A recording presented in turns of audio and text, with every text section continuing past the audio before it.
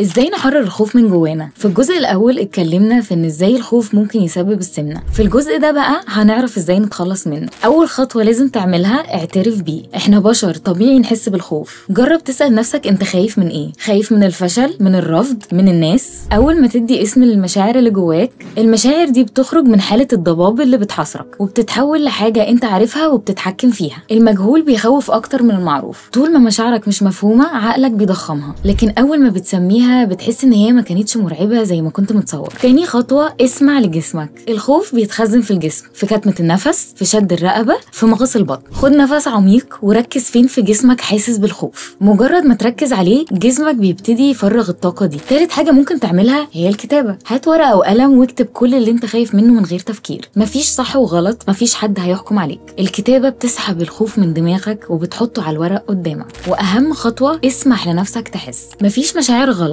الخوف مش عيب ولا ضعف، هو بس إشارة إن في حاجة محتاجة حب واهتمام مش كتمان. تحرير الخوف مش لحظة واحدة، هو طريق بنمشيه بهدوء وصدق.